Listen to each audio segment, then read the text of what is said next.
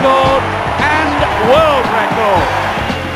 I was on the cover of a national type magazine for 9 consecutive months that year. And whether it was Newsweek or Time or Sports Illustrated or just whatever. At that time then, Carl Lewis is the biggest name in the world in track and field athletics. And you were part of almost a change, if you like, that the sport was going through a change. It was trying to become a little bit more professional. And you had very strong thoughts on that, I know, and about how you should be treated by the meet promoters when you came across to Europe in particular, the Santa Monica Track Club and that whole environment that you were trying to create there. Do you want to talk about that a little bit? The first year I went to Europe, I stayed in a room with 3 other guys.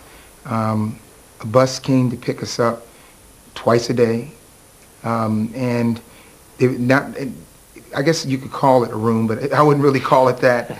And you just treated like cattle, basically. And my whole thing is that I went to a meet in Europe in 1980, and I crossed the finish line one time, and an athlete looked up and said, "Isn't this just great? I mean, look at this, all these people here, there's 60,000 people, and there are banners, and everyone's waving their flags, and he's like, this is just amazing." And it was like, bing, no, this sucks. Somebody's making some money here. Carl Lewis brings many spectators to the stadium. Carl Lewis is very important for us, and he get special agreement also by expenses and accommodation. I learned the lesson that if you say, "No, I won't come," then I'll just offer you more. And then I said, well, then my parents are coming, okay, and then they need a room. And then you don't send a bus to pick me up. You need to send a car to pick us up.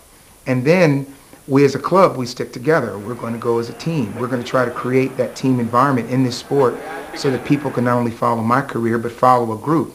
So it was just a process that helped change it. And I took a lot of flack because a lot of the athletes saying, "Oh, he thinks he's better than this," and all. And I said, "Look, I'm just the only one that asked for it." But there was this impression around that, I was there as well, and I must admit, I went through some of that myself, and I think you end up starting to worry and get concerned about what people think, what the other athletes think about you. None of the issues I fought for really ended up benefiting me only. For instance, the first year I went to Europe, we competed as sprinters. We ran heats every single meet, and we were getting killed. Well, I went to one meet in Europe, and I looked at the starting list, and there were heats. And they had all these heats there. And I went back, and they said, "Well, everyone else is running heats." I said, "Well, you know what? Put me in lane 5, and I'll see them in the final." So I sat there and watched them run their heats, and then I just wore them out in the final. And everyone's like, "Who's he think he is?" I said, "Because I said we're not going to run this race. We're not going to run heats. I didn't run heats." But you can see how that perhaps helped to perpetuate the view of Carl Lewis from within the sport sometimes as well, of being a little bit aloof, a little bit arrogant, and wanting to be, well, as you said, treated differently. I worked awfully hard to build a name and to build where I was, and thank goodness it benefited everybody. Everyone got paid more, everyone was treated better, and that's the way it should be.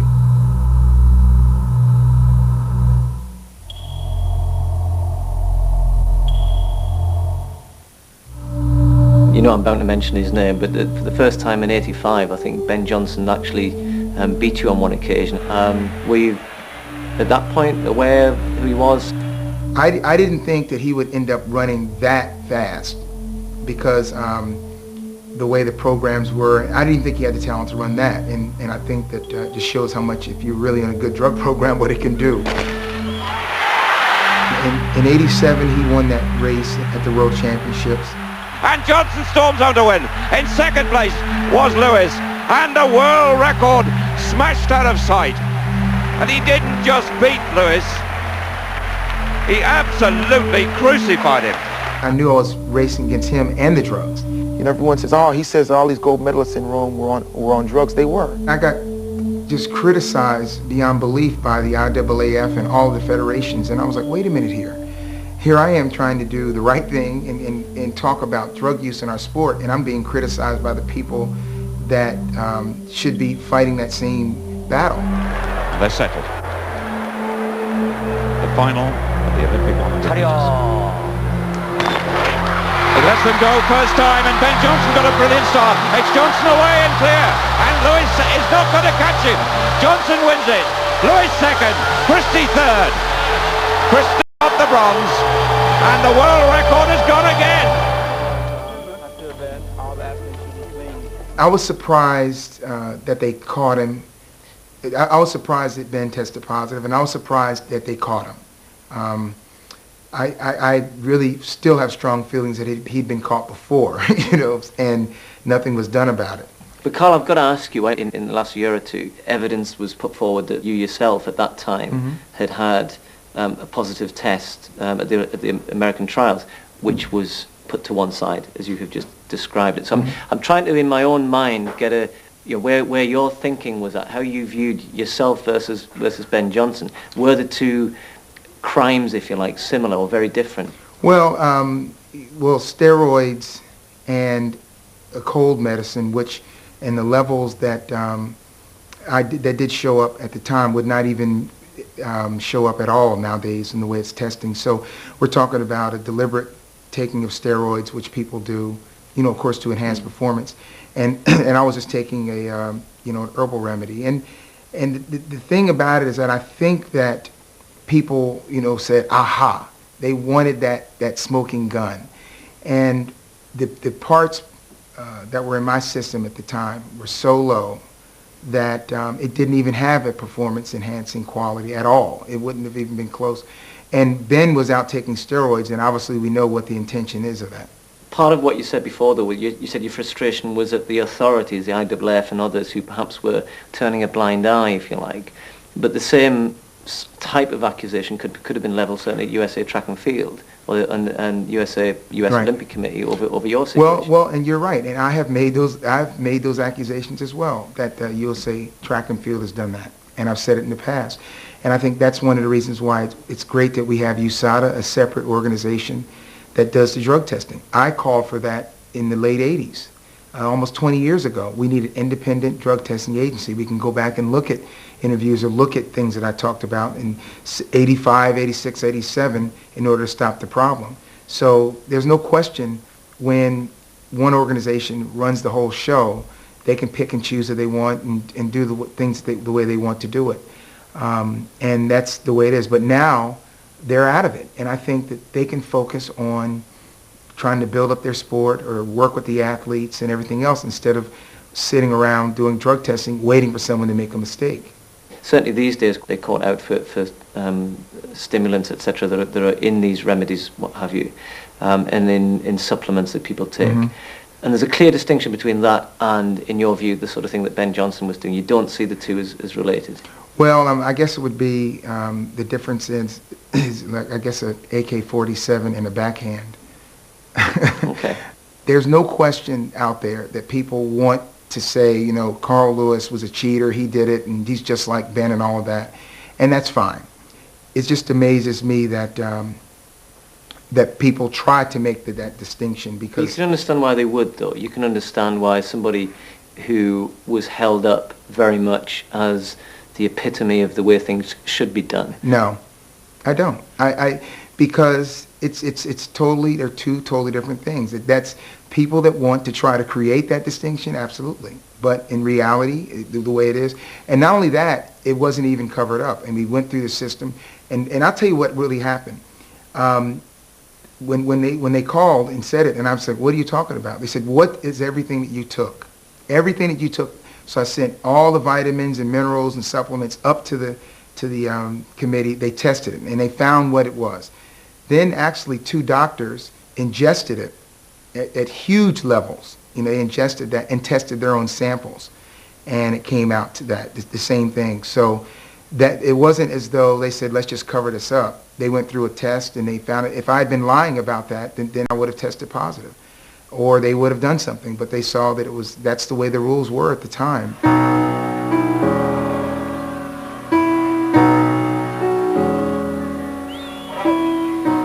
Atlanta, back on home soil again. Everyone's saying this is the last Olympics. It's the last time we're going to see Carl Lewis. And you're in the long jump, and for a long time it didn't look as though you were going to come away with the gold medal, and many people didn't expect you to. I think most people had completely written you off. A very, very different situation for you to be competing in. When I qualified on that third jump with the best qualifying jump, I knew then that I was going to win that thing. Oh, was so elegant on the runway, and he's nailed one. Oh, yes.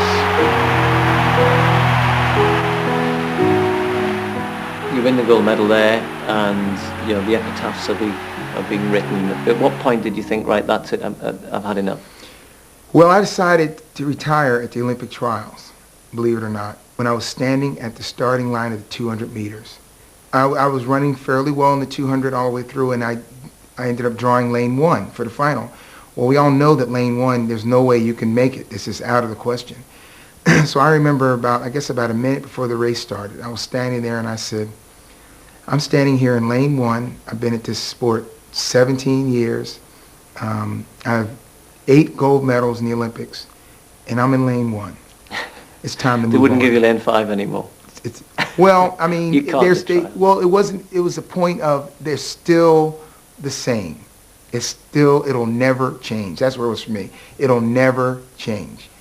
Do you think you finished with and a lot of athletes do this, I think perhaps even myself, you finish with a lot of cynicism inside? Well, the thing about it, my attitude is that nothing's changed. And in reality, the limitations are the federations, are the system, and the way the sport's being run. Amateurism is glorified slavery. That's exactly what amateurism is. And that's what track and field is run in an amateur system. It's not run like a business. Right now with the Golden League, to me, is the worst thing that they could do to track and field. It's horrible. They're segmenting these track meets. They're price fixing, which they never could do when I was there. And they're not supporting the athletes, the young athletes. And the money's being centralized and taken out of the sport. And now they're saying, oh, we're giving you X amount of money for world championships, or we're giving you a car and everything. You know what? They can keep that money. Let the athletes make a lot of money. You know, instead of just giving you these little bones is what they're doing, taking all the money away and giving them bones. It's no coincidence that the Golden League started in 1997, and my last big year was 1996. They tried that starting in 91, and I told them that I would never go to a meet like that. You'll never go to a meet where they fix prices. You'll never go to a system like that where they set these meets. It should be independent contractors, just like tennis, and they should have their own meets, raise their own money, and put on their own events. And they should all be unique in that sense. And the minute I retired, the Golden League came back, heats came back, price fixing came back, all of it. It's not a coincidence. How do you think you're viewed? It's different to different people. People that are big track fans, I think focus on the competition, and they say, gosh, you won all those medals and all the great races. And there are a lot of people that really want to continue to want to see me stumble, and I'm not even in the sport anymore.